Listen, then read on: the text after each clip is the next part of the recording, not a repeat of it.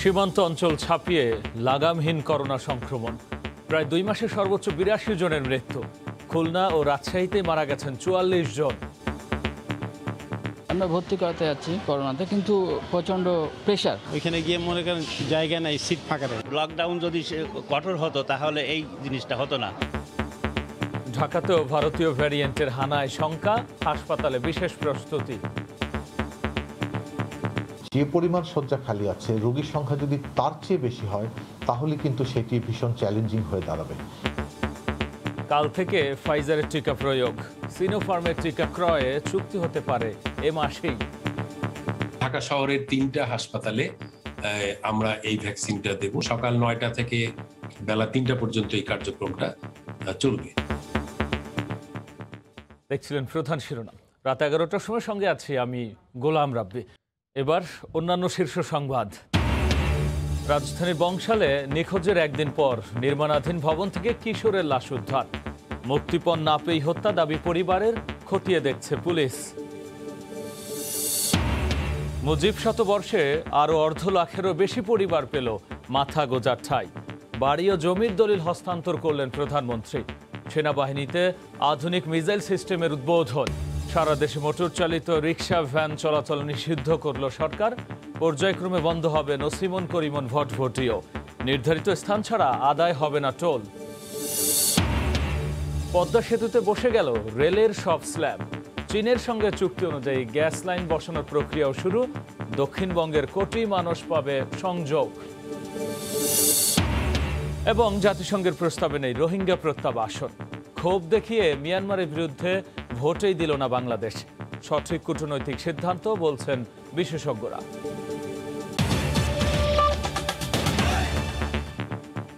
সপ্তাহ ব্যবধানে দেশে করোনা পরিস্থিতির চরম অবনতি হয়েছে। প্রায় 2 মাসে সর্বোচ্চ 82 জন মারা গেছেন সবশেষ 24 ঘন্টায়। শুধু খুলনা ও রাজশাহী বিভাগেই 44 জনের মৃত্যু হয়েছে। আর সর্বোচ্চ শনাক্তের হার ঝিনাইদহে 55%। ব্যুরো রিপোর্টার ও জেলা প্রতিনিধিদের পাঠানো তথ্য ও ছবিতে রিপোর্ট। গত সপ্তাহের তুলনায় করোনা উপসর্গে মৃত্যু বেড়েছে 46%। ঈদুল ফিতরের পর থেকে সীমান্ত অঞ্চলে সংক্রমণ লাফিয়ে বাড়ছে। হাসপাতালের আইসিইউ ইউনিটে বাড়ছে রোগীর চাপ।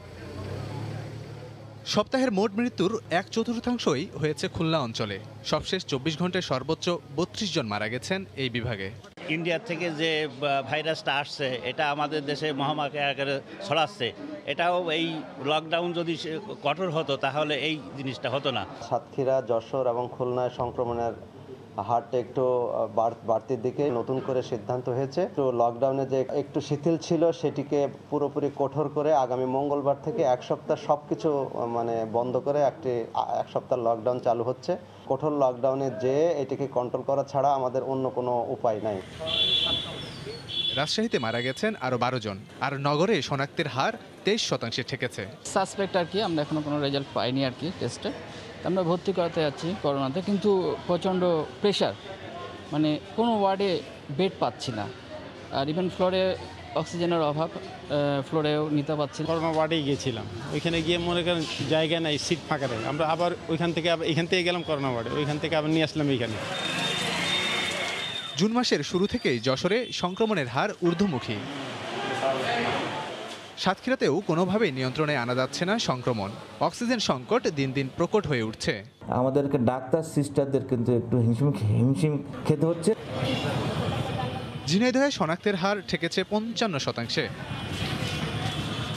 চুয়াডাঙ্গায় মারা গেছেন 3 জন। বন্দরনগরী ও তার আশেপাশের জেলাগুলোতে ভারতীয় ধরন শনাক্তের পর থেকে আবারও পরিস্থিতির অবনতি হয়েছে। চট্টগ্রাম বিভাগে একদিনে 9 জনের মৃত্যু হয়েছে। লাবিব হাসান, সময় সংবাদ।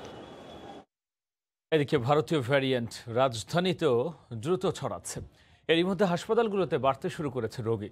স্বাস্থ্য অধিদপ্তর বলছে প্রস্তুতি থাকলেও রোগীর সংখ্যা মাত্রা ছাড়ালে বেগ পেতে হবে। এদিকে কাল থেকে শুরু হচ্ছে ফাইজারের টিকা প্রয়োগ। আর চীন থেকে সিনোফার্মের টিকা কেনার বিষয়ে চুক্তি হতে পারে চলতি মাসেই। ভারতীয় ভ্যারিয়েন্টের প্রভাবে গত 2 মাস ধরে নাস্তানাবুদ দেশের সীমান্ত অঞ্চল। রাজশাহীর পরে খুলনা বিভাগেও হাসপাতালে শুধুই হাহাকার। এমন অবস্থায় গত সপ্তাহে আইসিডিডিআরবি জানায় ঢাকাতেও এই ভ্যারিয়েন্টের সংক্রমণ বাড়ছে হুহু করে। ঘনবসতি হওয়ায় মহা ঝুঁকিতে রাজধানী। ডেল্টা ভ্যারিয়েন্টটা অন্যান্য ভ্যারিয়েন্টগুলোকে রিপ্লেস করে ফেলেছে, সুতরাং এবার ঘটনাটা ঘটেছে উল্টাটা। এবার বাইরের থেকে আমাদের ঢাকার দিকে বরং কিছুটা ইনফেকশন রেটটা বাড়তে থাকবে। এখন স্বাস্থ্য অধিদপ্তর বলছে দেশ জুড়ে সংক্রমণের হার বিবেচনায় উদ্বেগজনক অবস্থায় রাজধানী ঢাকা। তবে অভিজ্ঞতা থেকে হাসপাতালগুলো প্রস্তুতি নিলেও সংক্রমণের মাত্রা ছাড়িয়ে গেলে তা মোকাবেলা সহজ হবে না। যে পরিমাণ শয্যা খালি আছে, রোগীর সংখ্যা যদি তার চেয়ে বেশি হয় তাহলে কিন্তু সেটি ভীষণ চ্যালেঞ্জিং হয়ে দাঁড়াবে। আমরা যদি সংক্রমণের চেইনটি ভেঙে দেই, মানুষের কাছ থেকে মানুষের কাছে ট্রান্সমিশনটি যদি না হয়, তাহলে কিন্তু এই শয্যার সংখ্যা খালিই থাকবে, যেটি আমাদের সবার উদ্দেশ্য এবং লক্ষ্য। এদিকে দুপুরে স্বাস্থ্য অধিদপ্তরের বুলেটিনে জানানো হয় সোমবার থেকে রাজধানীর 3টি কেন্দ্রে প্রয়োগ শুরু হবে ফাইজার বায়োনটেকের টিকার প্রয়োগ। প্রথম পর্যায়ে আগে থেকে রেজিস্ট্রেশন করা 120 জনকে দেয়া হবে এই টিকা। তাদের পর্যবেক্ষণ করে দ্বিতীয় ধাপ শুরু হবে পরের সপ্তাহে। ঢাকা শহরের 3টা হাসপাতালে আমরা এই ভ্যাকসিনটা দেব। বঙ্গবন্ধু শেখ মুজিব মেডিকেল বিশ্ববিদ্যালয়, শেখ রাসেল জাতীয় গ্যাস্ট্রো লিভার ইনস্টিটিউট ও হাসপাতাল এবং কুর্মিটোলা জেনারেল হাসপাতাল, প্রতি কেন্দ্র থেকে 120 জন, এবং সকাল 9টা থেকে বেলা 3টা পর্যন্ত এই কার্যক্রমটা চলবে। দিনক্ষণ না জানালেও শিগগিরই চীন থেকে চুক্তি অনুসারে টিকা আসবে বলেও বুলেটিনে আশ্বস্ত করা হয়। রাশেদ লিমন, সময় সংবাদ, ঢাকা। দেশের কেউই গৃহহীন থাকবে না জানিয়ে প্রধানমন্ত্রী শেখ হাসিনা বলেছেন, তৃণমূলের বঞ্চিত মানুষের ভাগ্যোন্নয়নে কাজ করছে সরকার। সকালে আশ্রয়ণ প্রকল্পের আওতায় দ্বিতীয় পর্যায়ে 53,340টি পরিবারকে জমি সহ ঘর উপহার দেন প্রধানমন্ত্রী। তিনি বলেন, শুধু ঘর নয়, ধীরে ধীরে তাদের পুনর্বাসনের ব্যবস্থাও করবে সরকার। বাবুল হোসেনের ক্যামেরায় কামরুজ্জামান মামুনের রিপোর্ট।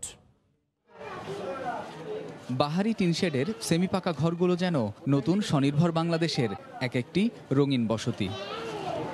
মুজিব শতবর্ষে প্রধানমন্ত্রী শেখ হাসিনার বিশেষ উদ্যোগে দেশের ছিন্নমূল গৃহহীন ও ভূমিহীন প্রান্তিক মানুষ বসতভিটার মালিক হচ্ছেন ধাপে ধাপে।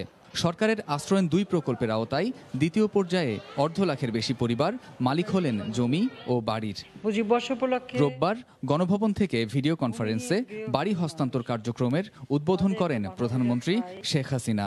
সীমিত আর্থিক সম্পদ নিয়েই আমরা কিন্তু ছিন্নমূল মানুষ, গৃহহারা মানুষ, ভূমিহীন মানুষ তাদের পুনর্বাসনের কাজ শুরু করি। কারণ স্বাধীনতার পর জাতির পিতা এই গুচ্ছগ্রাম নির্মাণের মাধ্যমে ভূমিহীনদের খাস জমি এবং গৃহ নির্মাণের কাজ শুরু করেছিলেন। তিনি জানান, মানুষের সেবক হিসেবে তৃণমূলের বঞ্চিত মানুষের ভাগ্য উন্নয়নে কাজ করছে আওয়ামী লীগ সরকার। বস্তিবাসীরা তার নিজ গ্রামে ফিরে গেলে সেখানে ঘরবাড়ি 6 মাসের জন্য রিজেফের মাধ্যমে বিনা পয়সা খাদ্য ব্যবস্থা করা, তাকে ঋণের ব্যবস্থা করা এবং তার পুনর্বাসনের ব্যবস্থা আমরা করে দেব। অনুষ্ঠানে দেশের নানা প্রান্তের উপকারভোগীদের সঙ্গে কথা বলেন সরকার প্রধান। মৌলভীবাজারের শ্রীমঙ্গল থেকে যুক্ত হয়ে বীরাঙ্গনা শিলাগুহ নতুন ঘরে দাওয়াত দেন প্রধানমন্ত্রীকে। আমার যে ঘর দিয়েছেন সেই ঘরে একটিবার আসবেন, আমি আপনাকে সাজ করা দিয়ে তরকারি রান্না করে খাওয়াবো। বোন, আমি যদি সুযোগ পাই নিশ্চয়ই আমি আসার চেষ্টা করব। চলতি বছরের মধ্যেই এই কার্যক্রম আরও সম্প্রসারণের উদ্যোগ নেওয়ার কথা উঠে আসে সরকার প্রধানের বক্তব্যে। সমাজের সবাইকে নিয়ে যে রাষ্ট্র, আর সে রাষ্ট্রের অগ্রগতিতে প্রান্তিক জনগোষ্ঠীও যে পিছিয়ে থাকছে না, তারই এক উজ্জ্বল দৃষ্টান্ত এসব আধাপাকা বাড়ি। ছিন্নমূল মানুষের স্থায়ী ঠিকানা গড়ে দিয়ে মানবিকতা ও উন্নয়নের যে নজির তৈরি হলো দেশে, হতদরিদ্রকে পাশে নিয়ে এগিয়ে যাওয়ার এই মডেল বিশ্বব্যাপী ছড়িয়ে যাবে বলে প্রত্যাশা সংশ্লিষ্ট সবার। কামরুজ্জামান মামুন, সময় সংবাদ, রাঙ্গুনিয়া, চট্টগ্রাম। দুর্ঘটনা রোধে সারা দেশে মোটরচালিত রিকশা, ভ্যান চলাচল নিষিদ্ধ করেছে সরকার। পর্যায়ক্রমে ইজি বাইক, নসিমন করিমন ভটভটিও বন্ধ করা হবে বলে জানিয়েছেন এ বিষয়ক টাস্কফোর্সের সভাপতি স্বরাষ্ট্রমন্ত্রী আসাদুজ্জামান খান কামাল। নির্ধারিত স্থান ছাড়া কোনো টোল আদায় করা যাবে না বলেও জানান তিনি। রাজধানী সহ সারা দেশেই অনুমোদন ছাড়া চলছে মোটর চালিত রিকশা, ভ্যান। শুধুমাত্র সামনের চাকায় ব্রেক থাকায় ভীষণ ঝুঁকিপূর্ণ এসব যান। ইজি বাইক, নসিমন করিমন ভটভটির কারণে হাইওয়েগুলোতে মারাত্মক দুর্ঘটনায় প্রাণহানি হচ্ছে অহরহ। এ অবস্থায় সড়ক পরিবহন খাতে শৃঙ্খলা আনা ও দুর্ঘটনা নিয়ন্ত্রণে দেয়া সুপারিশ বাস্তবায়নে গঠিত টাস্কফোর্সের সভায় রোববার স্বরাষ্ট্রমন্ত্রীর সভাপতিত্বে অংশ নেন বাংলাদেশ সড়ক পরিবহন শ্রমিক ফেডারেশনের সভাপতি শাহজাহান খান, সড়ক পরিবহন মালিক সমিতির সভাপতি মশিউর রহমান রাঙা, পুলিশের মহাপরিদর্শক বেনজির আহমেদ সহ অন্য সদস্যরা। মোটর চালিত রিকশা বন্ধের কথা জানিয়ে স্বরাষ্ট্রমন্ত্রী বলেন, পর্যায়ক্রমে ইজি বাইক নসিমন করিমান ভটভটিও বন্ধ করা হবে। প্যাডেল চালিত রিকশাকে ইঞ্জিন দিয়ে রূপান্তরণ করেছিলেন সেই সমস্ত রিকশা ভ্যান আমরা বন্ধ করার সিদ্ধান্ত আজকে এই সভাতে হয়েছে। সিমন করিমন ভটভটি অটো রিকশা চলছে, খুব শীঘ্রই এটাকে ফাইনালি বন্ধ করা যায় সেটা নিয়ে আলোচনা হবে। এখন থেকে নির্ধারিত স্থান ছাড়া কোথাও টোল আদায় করা যাবে না বলেও সিদ্ধান্ত হয় সবাই। ইজারাকৃত জায়গায় স্থানীয় সরকার তাদের যে নির্ধারিত ফি কিংবা টোল পরিবহনের টার্মিনাল ব্যতীত কোনো জায়গা থেকে আদায় করতে পারবে না। নগরী কিংবা হাইওয়েতে কত সংখ্যক ও কি ধরনের যানবাহন চলাচল করবে সে বিষয়ে শিগগিরই বিশেষজ্ঞদের দেয়া প্রতিবেদন অনুসরণ করা হবে বলেও জানান স্বরাষ্ট্রমন্ত্রী। প্রসূন আশিস, সময় সংবাদ, ঢাকা। পদ্মা সেতুতে বসানো হলো রেলওয়ের সবশেষ দুটি স্ল্যাব। এরই মধ্যে রেললাইনের পাশ দিয়ে গ্যাসের পাইপলাইন বসানোর প্রাথমিক কাজও শুরু হয়েছে। চীন থেকে আসবে পাইপ। কাজ শেষে সরাসরি গ্যাস সংযোগ পাবে দক্ষিণাঞ্চলের কোটি মানুষ। এদিকে রোডের বাকি 228টি স্ল্যাব বসানোর কাজও এগিয়ে চলছে। প্রকল্প এলাকা থেকে বিস্তারিত জানাচ্ছেন নাসির উদ্দিন উজ্জ্বল। স্বপ্নের পদ্মা সেতু এখন বাস্তব। সেতুর 2959টি সব রেলওয়ে স্ল্যাবই বসে গেছে। রোডওয়ে স্ল্যাব বসেছে 2679টি। বিরূপ আবহাওয়ার কারণে কয়েক ঘন্টা দেরি হলেও রোববার বসানো হয় রেল স্ল্যাবের শেষ দুইটি। এতে স্বপ্নের সেতু চলাচল উপযোগী হতে আরও এক ধাপ এগিয়ে গেল। আশা করা যাচ্ছে আমরা গ্যাস লাইন পাইপলাইনের কাজ সম্পন্ন করলে, রেলওয়ের সাথে ইন্টারফেস মিটিং করলে রেলওয়ে তার ট্রাক বসিয়ে কাজ এগিয়ে নিয়ে যাবে। এদিকে রেল স্ল্যাবের পূর্ব প্রান্তে গ্যাস লাইন স্থাপনে চীনা কোম্পানির সঙ্গে চুক্তি হয়েছে। সড়ক ও রেল যোগাযোগের পাশাপাশি গ্যাস সুবিধা পাবে দক্ষিণাঞ্চলের কয়েক কোটি মানুষ। এরই মধ্যে সেতুর 1312টির সবকটি রেলওয়ে স্ট্যান্ডার বসে গেছে। তাই সেতুর নিচতলা দিয়ে পায়ে হেঁটেই মাওয়া থেকে জাজিরা যাওয়া সম্ভব। আমাদের দিন রাত অক্লান্ত পরিশ্রমের ফলে দেখা গেল যে এখন 36-59টা রেলওয়ে স্ল্যাব অলরেডি বসানো শেষ। আমরা বাংলা ইঞ্জিনিয়াররা এই প্রজেক্টে কাজ করতে পেরে আমরা অনেক আনন্দিত। আমাদের দেশের একটা উন্নয়ন, আমাদের দক্ষিণবঙ্গের জন্য মনে করেন যে যোগাযোগ ব্যবস্থা অনেক ভালো হবে। 2018 সালের 24 সেপ্টেম্বর থেকে রেল স্ল্যাব বসানো শুরু হয়েছিল। 42 ফুট চওড়া স্পানের উপরতলায় 72 ফুট প্রস্থের 4 লেনের সড়ক পথ তৈরি করা হচ্ছে। আর নিচতলায় 17 ফুট প্রস্থের রেল লাইনের সবগুলো স্ল্যাব বসানো সম্পন্ন হয়ে গেছে। মুন্সিগঞ্জের মাওয়া থেকে নাসির উদ্দিন উজ্জ্বল, সময় সংবাদ। দেশে প্রথমবারের মতো ছাদে স্থাপিত সবচেয়ে বড় সৌর বিদ্যুৎ প্রকল্পের মাধ্যমে বিদ্যুৎ উৎপাদনের কাজ শুরু হয়েছে চট্টগ্রামে। কোরিয়ান ইপিজেডে আপাতত 16 মেগাওয়াট বিদ্যুৎ উৎপাদন হচ্ছে। সকালে এর আনুষ্ঠানিক উদ্বোধন করেন বিদ্যুৎ জ্বালানি ও খনিজ সম্পদ প্রতিমন্ত্রী। অন্যান্য শিল্প প্রতিষ্ঠানে এ ধরনের প্রকল্প শুরুর আহ্বানও জানান তিনি। বিস্তারিত জানাচ্ছেন পার্থপ্রতিম বিশ্বাস। চট্টগ্রামের আনোয়ারার কোরিয়ান ইপিজেডে সৌরশক্তির মাধ্যমে 40 মেগাওয়াট বিদ্যুৎ উৎপাদনের প্রকল্প চলছে। ছাদ সৌর বিদ্যুতের এই প্রকল্পের আওতায় 16 মেগাওয়াট বিদ্যুৎ উৎপাদনের কাজ শুরু হয়েছে। রোববার সকালে উদ্বোধন করেন বিদ্যুৎ জ্বালানি ও খনিজ সম্পদ প্রতিমন্ত্রী। এটি দেশের মধ্যে বৃহত্তম একক ছাদ সৌর বিদ্যুৎ প্রকল্প বলে জানান মন্ত্রী। ওনারা বাংলাদেশের সর্ববৃহৎ 16 মেগাওয়াটের সোলার হোম সিস্টেম সাথে নেট মিটারিং সিস্টেম চালু করেছে। কেপিজেডের মতো দেশের অন্যান্য শিল্প কারখানাকে এই সৌর বিদ্যুৎ প্রকল্প গ্রহণের মাধ্যমে নেট মিটারিং সিস্টেম চালুর আহ্বান জানান নসরুল হামিদ। আমাদের যে রিনিউয়েবল এনার্জি থেকে বিদ্যুৎ নেওয়া ভবিষ্যতের পরিকল্পনার সাথে এটা সামঞ্জস্য হয় এবং এটা বিরাটভাবে আমাদের সহযোগিতা করবে এনার্জি সেভিং এর দিক দিয়ে। এটি শুধু কেপিজেডের উন্নয়ন নয়, কোরিয়া বাংলাদেশের দ্বিপক্ষীয় উন্নয়ন বলে মনে করেন বাংলাদেশে নিযুক্ত দক্ষিণ কোরিয়ার রাষ্ট্রদূত। নিজস্ব বিদ্যুৎ চাহিদা পূরণে আমরা কোরিয়ান ইপিজেড 40 মেগাওয়াট বিদ্যুৎ উৎপাদন করব। এজন্য কাজ শুরু হয়েছে। আমি মনে করি কোরিয়ার ইপিজেডের উন্নয়নই শুধু নয়, বাংলাদেশ কোরিয়ার মধ্যকার সম্পর্কেরও এটি একটি অংশ। এটি বাংলাদেশে কোরিয়ান কোম্পানির দ্বিতীয় বৃহত্তম বিনিয়োগ। কেপিজেডে 27টি কারখানা রয়েছে। এর মধ্যে এখনো পর্যন্ত 8টি কারখানায় ছাদ সৌর বিদ্যুৎ প্রকল্প বাস্তবায়নের কাজ শেষ হয়েছে, যেখানে 30,000 শ্রমিক কাজ করেন।